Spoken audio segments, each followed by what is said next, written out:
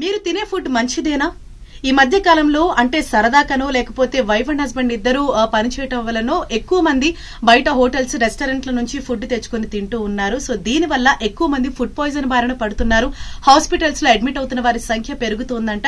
Recent గా జరిపినటువంటి సర్వేలో ఈ విషయం తేలింది. ఎస్పెషల్లీ తెలంగాణలో ఈ కల్తీ ఆహారం బారిన పడి అనేక మంది హాస్పిటల్ బారిన పడుతున్నారని ఫుడ్ సేఫ్టీ అధికారులు గుర్తించారు. సగటున 100%లో 22% కల్తీ ఫుడ్ తయారవుతుందంట. అది కూడా మన తెలంగాణలోనే. సో దీన్ని బట్టి మనం అర్థం చేసుకోవచ్చు ఎంత పరిస్థితి దారుణంగా ఉందో.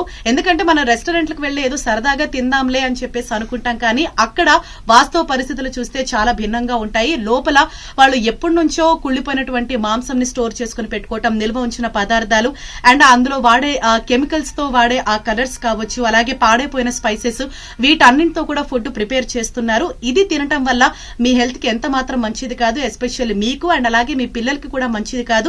అండ్ పిల్లల విషయానికి వస్తే వాళ్ళు సరదాగా తినే చాక్లెట్స్, ఐస్ క్రీమ్స్ ని కూడా ఈ కల్తీ రాయిళ్లు వాటిని కూడా పాడు చేసేస్తున్నారు.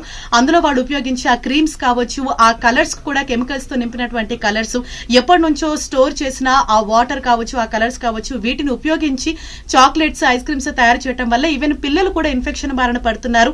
తరచూ జ్వరం, వాంతులు, విరేచనలు ఇవన్నీ కూడా పిల్లల్లో ఎక్కువైపోతున్నాయి. కాబట్టి చాలా వరకు కూడా ఈ బయట ఫుడ్ ని, ఫాస్ట్ ఫుడ్ కావచ్చు అండ్ అలాగే హోటల్స్, రెస్టారెంట్ ఫుడ్ ని చాలా వరకు అవాయిడ్ చేయమని చెప్తూ ఉన్నారు. మీ హెల్త్ ని జాగ్రత్త చూసుకోండి. వీలైనంత వరకు మీరు హోమ్ ఫుడ్ ని ప్రిఫర్ చేయండి. మీ ప్రాణాల మీదకి తెచ్చుకోదు. ఇటీవల జరిపిన సర్వేలో దేశంలోనే మన తెలంగాణ ఈ కల్తీ ఫుడ్ తయారీలో నెంబర్ 2 స్థానంలో ఉందంటేనే పరిస్థితి ఎంత దారుణంగా ఉందో మనం అర్థం చేసుకోవాలి. కాబట్టి సేఫ్ గా ఉండండి, సేఫ్ ఫుడ్ తినండి, బయట ఫుడ్ చాలా వరకు అవాయిడ్ చేయండి.